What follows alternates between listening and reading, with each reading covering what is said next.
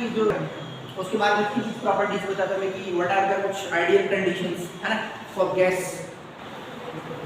मतलब गैस किसको गैस बोल सकते हैं आप और किसको गैस नहीं बोल सकते।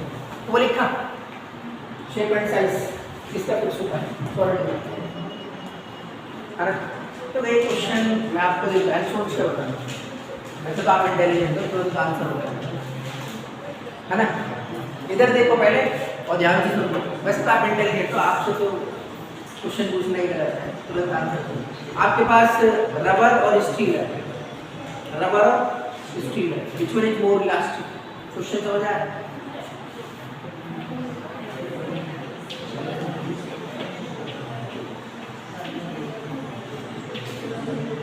रबर और स्टील, स्टील क्या होता है फिर को नहीं,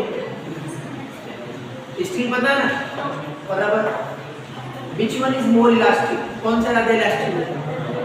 हाँ सोचना फिर मेरे को आंसर सही है ना, which one is more elastic. तो दो में से एक तो होगा ही, एक रबर बोलेगा तो एक स्टील बोलेगा, तो आंसर में बताता ट्राई आप करना। Steel is more elastic than rubber, sir how, हमने तो ये पढ़ा है नहीं, गजब बात। क्वेश्चन समझ आया ना, which one is more elastic, कौन से ज्यादा इलास्टिक है स्टील और रबर, तो स्टील सर भाई, तो आप सर्च करके नहीं होगा तो मैं बताऊंगा ठीक है। बताऊं क्या मैं, पूरा एक्सप्लेन करता, सुन लो 2 मिनट ध्यान से। मेरे को एक्चुअली ये आपका एक चैप्टर है शायद मैं ही पढ़ाऊंगा, उसका नेम है मैकेनिकल प्रॉपर्टीज ऑफ सॉलिड्स है ना, उसमें elasticity, plasticity, mechanical properties, malleability, ductility. देखो एक मॉलिक्यूल्स होता है, इधर देखो मॉलिक्यूल्स होते हैं बहुत सारे, और इस पर आप कौन सा फोर्स लगाते हैं, आप बोल सकते हैं इसको डिफॉर्मिंग फोर्स।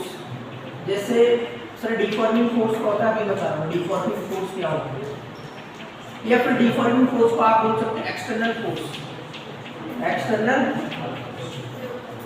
फोर्स बोल सकते हैं। देखो एक्सटर्नल फोर्स किसको बोलते हैं, जैसे ये अभी सॉलिड है ना, मैंने इस पर फोर्स लगाया तो इसके जो मॉलिक्यूल्स हैं इनके बीच में फोर्स लगता है, उसको बोलते हैं इंटरमॉलिक्यूलर फोर्स। क्या बोलते हैं, intermolecular force.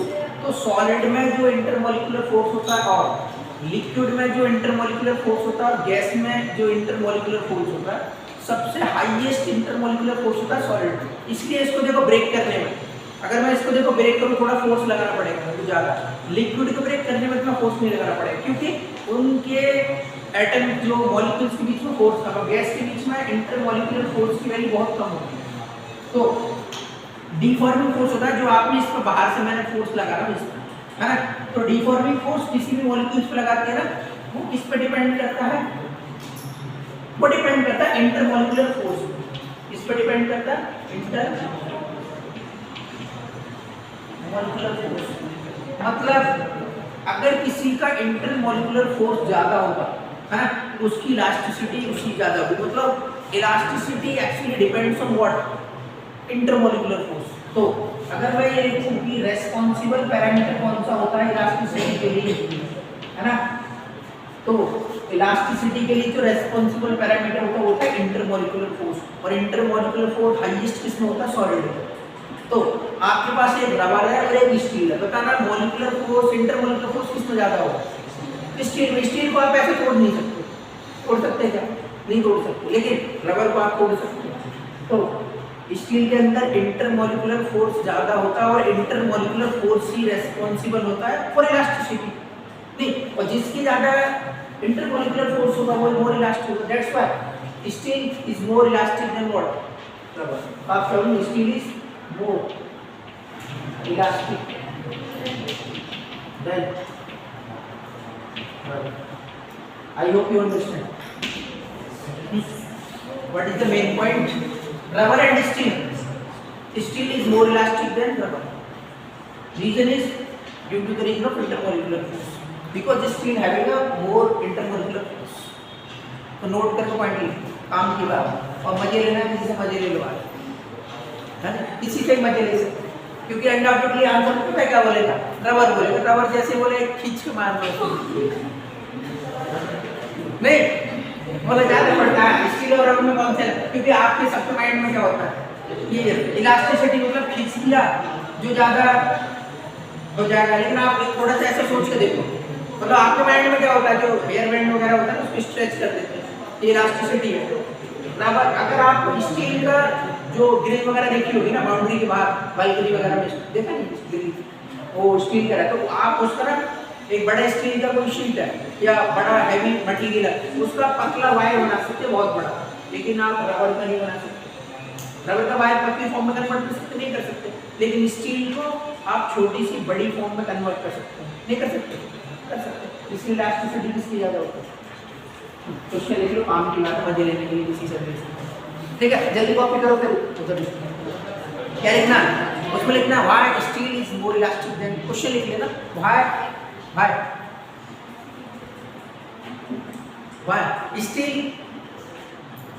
Why steel is more elastic than, why steel is more elastic than rubber, why steel is more elastic than rubber,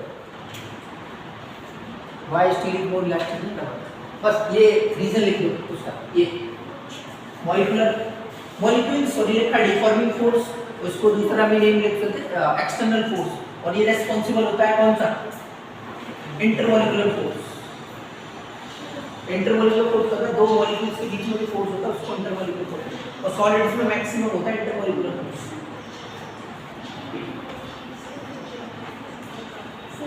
मैंने आज रिपीटर में पढ़ा है इसलिए मेरे को याद आ गया, अपने स्टूडेंट ने इनको ही बताया, नहीं क्योंकि किसी से मजे लेना है तो क्वेश्चन नहीं, तो इसमें क्या है,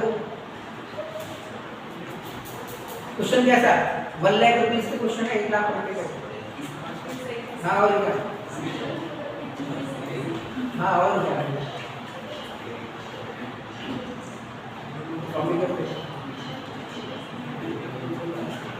हो गया।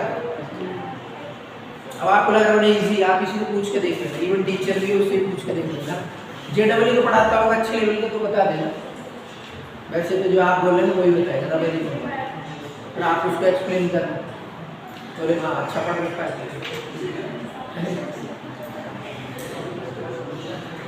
हो गया।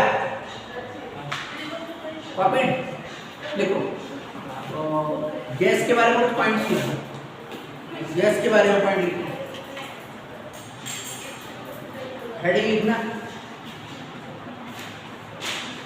Characteristics of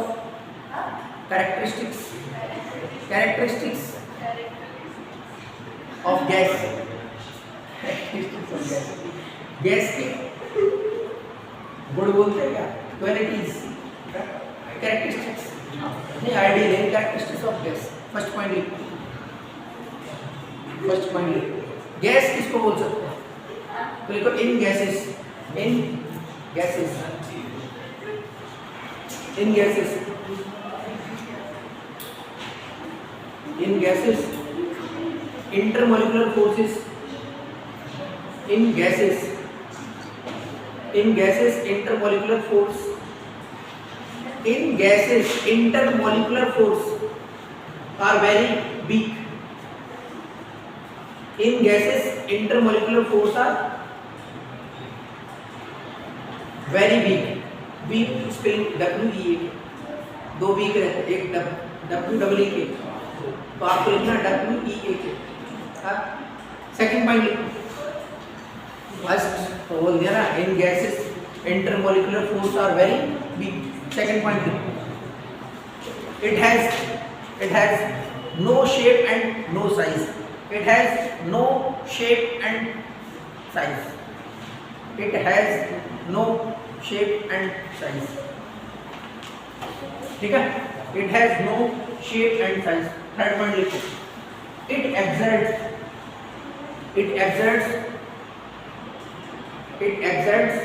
pressure, it exerts pressure on its surrounding,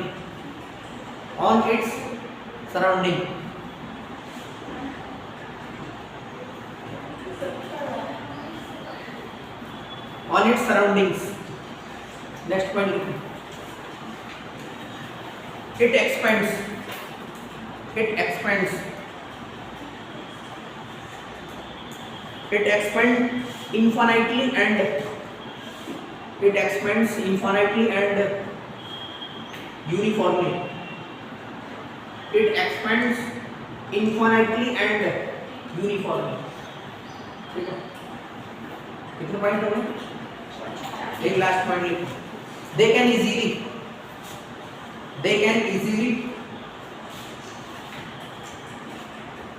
easily compress and expand. They can easily compress and expand. अगर उनको compress and expand किया जा सकता है. This is all about gases. है ना? पेपर पढ़ लो रीडिंग में पॉइंट कौन कौन सा बोला. In gases there is no fixed shape or size. First point. Second point is there is a very weak intermolecular forces there ना, कि बहुत ही weak intermolecular force होता है. थर्ड कि they exert a pressure on surrounding. Gases क्या होती है? Surroundings में प्रेशर एक्सर्ट करती हैं. एक था they can expand infinitely and uniformly.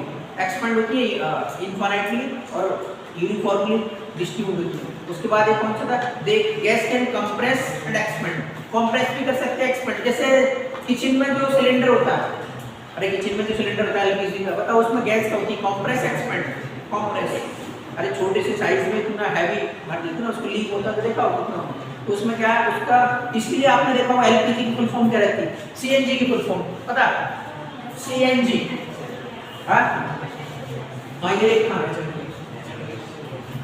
Compressed natural gas, मतलब उसको छोटे से उसमें पैक कर दिया. Compressed natural gas.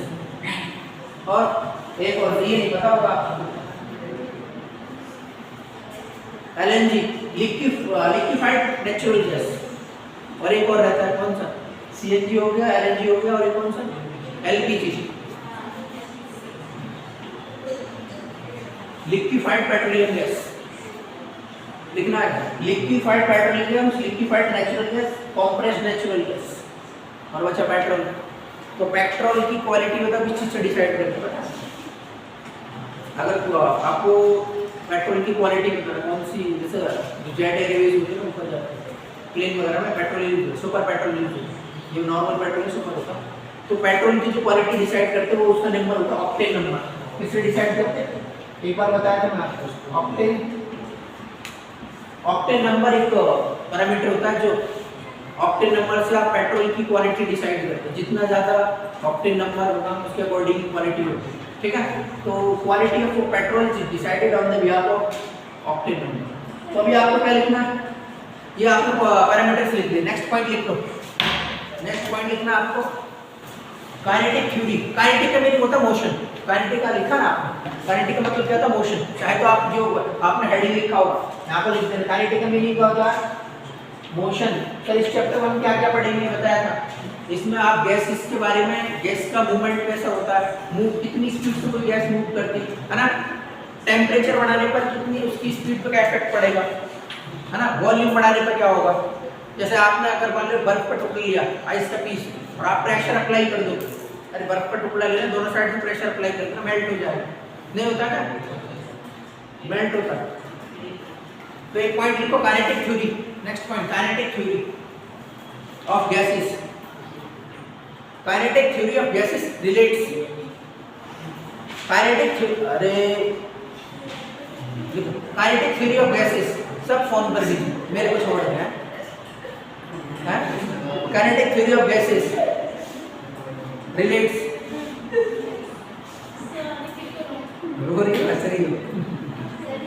Kinetic theory of gases relates macroscopic. हाँ, kinetic theory of gases relates the macroscopic. Spelling है मैक्रो.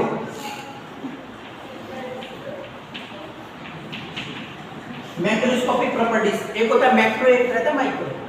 मैक्रो का मीनिंग होता है लार्ज, माइक्रो का मतलब होता है छोटा. तो रिलेट्स मैक्रोस्कोपिक प्रॉपर्टीज.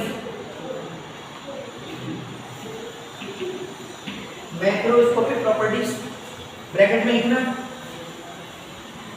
ठीक है? प्रेशर, टेम्परेचर,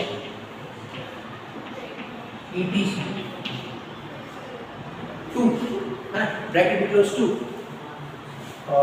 2 माइक्रोस्कोपिक प्रॉपर्टीज 2, ये लिखा होगा आपने मैक्रोस्कोपिक प्रॉपर्टीज 2 माइक्रोस्कोप, ये मैक्रो है, ये मैक्रो लिखा लिखना, माइक्रो, माइक्रो का स्पेलिंग ये रहता है।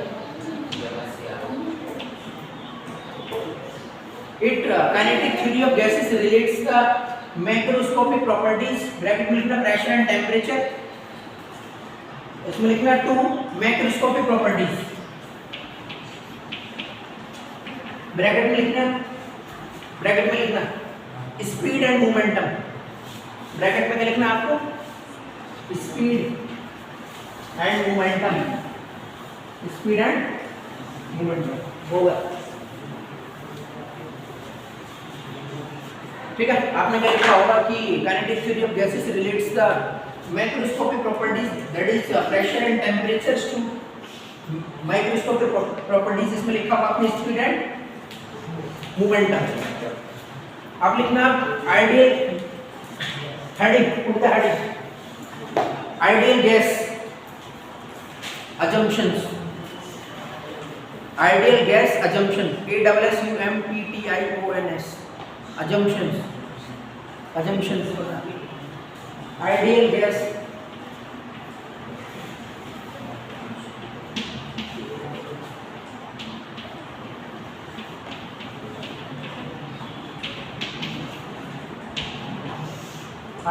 assumption मतलब तो हम जैसे कोई आइडियल पर्सन होता है, तो हम किसी को हमारे आइडियल है, होगा नहीं होगा अलग बात, लेकिन अज्यूम करते हैं ना कि वो एल्कोहल नहीं लेना चाहिए, गलत संगत का असर नहीं होना चाहिए, है ओबीडियंट होना चाहिए, अपने फैमिली की बात मानना चाहिए, है ना, और जिसके भी उसकी बात मानना चाहिए लेकिन एक्चुअली होता थोड़ी ऐसा, बट अजम्पशन तो अजम्पशन, अज्यूम क्या मतलब अगर आपको आइडियल गैस लिया तो आप क्या मतलब होगा नहीं होगा वाले की बात, लेकिन आपको क्या कंसीडर करना पड़ेगा, है ना, ठीक है। अजम्पशन का मतलब ये क्या कंसीडर करें, तो फर्स्ट पॉइंट लिखो, और ये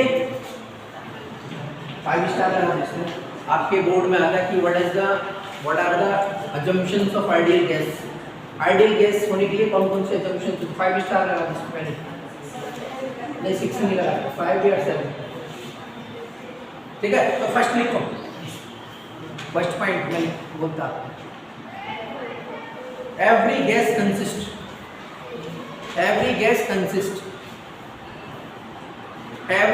consists of small particles,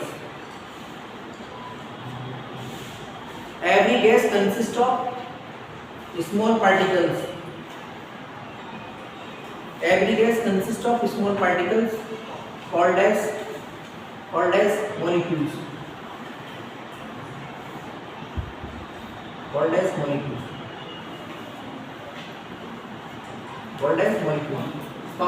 all are identical, all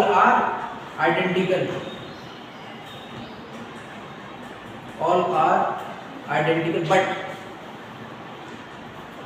but different from another gas, all are identical but different from another gas, मतलब अगर एक गैस है उसमें जितने भी मॉलिक्यूल्स होंगे वो सेम होंगे, बट वो कंडीशन ये है कि तो गैस है ना सेम होनी चाहिए। अगर मतलब एक हाइड्रोजन गैस है उसमें जो भी मॉलिक्यूल्स होंगे सब एक ही साइज के होंगे, ऐसा नहीं हाइड्रोजन गैस है एक छोटा होगा एक बड़ा होगा, मतलब ऑल आर आइडेंटिकल। लेकिन आप दूसरी गैस ले ली आपने सपोज क्लोरीन, तो क्लोरीन का जो साइज होगा वो डिफरेंट होगा, तो दूसरी गैस से डिफरेंट होगा। सेकंड पॉइंट लिखो, आपने क्या लिखा था लास्ट पॉइंट कि non as called as molecules and all are identical but different from another gas. Second point लिखो, the molecules of gas are the molecules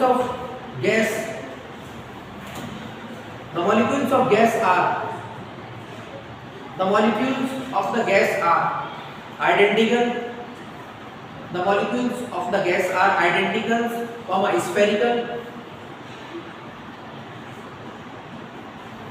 spherical, rigid, RIGID, spherical, rigid। First लिखा होगा आपने कौन सा लिखा, identical, उसके बाद स्फेरिकल, उसके बाद डिजिट, और उसके बाद लिखा perfectly, perfectly point masses, perfectly point masses मतलब एक छोटे से उनका मास हो सबका, परफेक्टली पॉइंट मासेस, ठीक है, perfectly point masses. Second point लिखो, थर्ड है, third point, their size is negligible, their size is negligible, their size is negligible, comma volume are negligible, है ना, उनका साइज छोटा होना चाहिए गैस का, देयर साइज इज नेग्लिजिबल मतलब बहुत, their size is negligible, comma volume are negligible, उनका साइज नेग्लिजिबल होना चाहिए और वॉल्यूम भी क्या होना चाहिए, नेग्लिजिबल होना चाहिए। नेक्स्ट पॉइंट लिखो, moving randomly, moving randomly, moving randomly, moving randomly molecules, moving randomly molecules in all the direction, in all direction, moving randomly molecules in all direction मतलब एकदम रैंडमली सारी डायरेक्शन में मूवमेंट करना चाहिए, तो आप उसको आइडियल गैस बोल सकते हो, अजम्पशन होगा। नेक्स्ट पॉइंट लिखो, the speed of the gas molecule, the speed of the gas molecules, the speed of the gas molecule lie between, lies भी हो गया है, lies between the speed of gas molecules lies between 0 and 0 infinite, हमसे तो ज़्यादा हो सकता है। The speed of gas molecules lies between 0 and infinite, इन 0 और infinite के बीच में उसकी स्पीड होनी चाहिए, नेगेटिव में तो नहीं होना चाहिए स्पीड, है ना, स्पीड नेगेटिव में होती नहीं, तो ये पॉइंट था, the speed of gas molecules lies between 0 and infinite। Next point, no attractive or repulsive, no attractive or repulsive,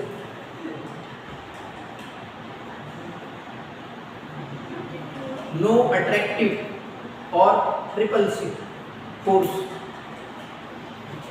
no attractive or repulsive force X between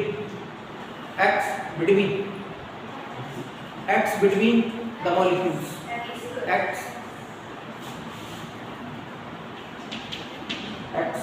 between the molecules, molecules के बीच में कोई भी attractive या repulsive force exist नहीं करता।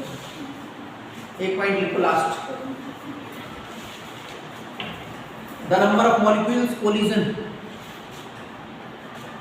The number of molecules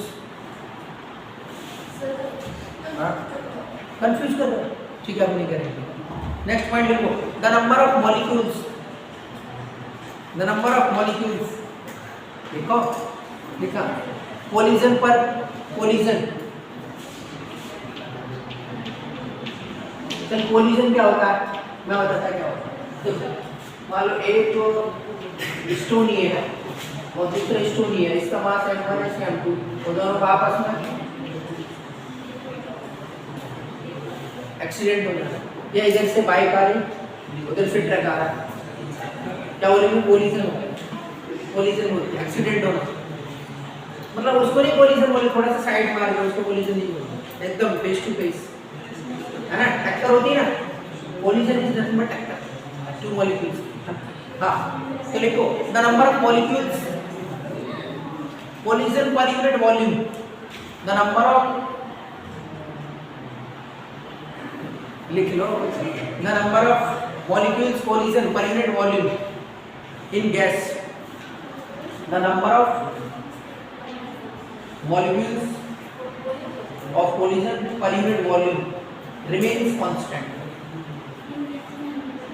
है ना, remains constant per unit volume in the gas per remains constant. अरे जो रिमेन्स कांस्टेंट लिखो, गैस में रिमेन्स कांस्टेंट होते हैं जितने भी कोलिजन होगा constant. Last point, the density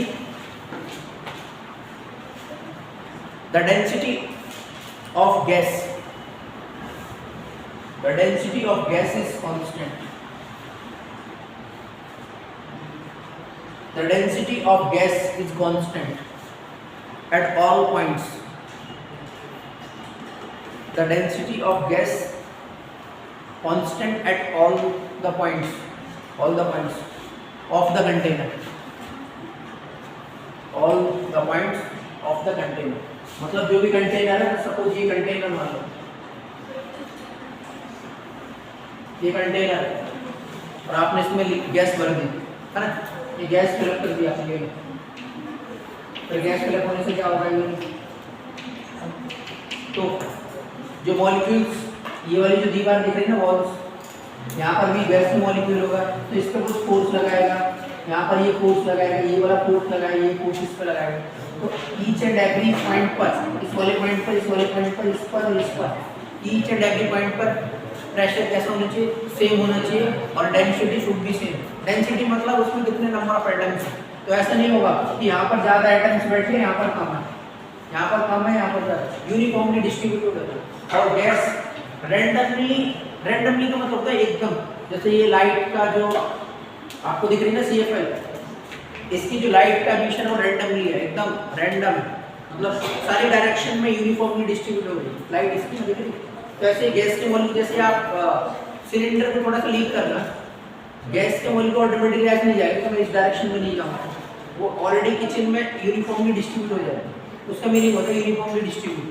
तो एक बार आप पॉइंट्स पढ़ लो, these are the some theoretical points about the gas, ideal gas assumption. ये आपको अजम्पशन लेना पड़ेगा। फिर 4 लेक्चर में बाइंड अप करते हैं, 4 तो नहीं, नेक्स्ट संडे तक खत्म करके एक बार रीडिंग मार लो क्या लिखा, रीडिंग मार लो क्या लिखा, रीडिंग मार लो।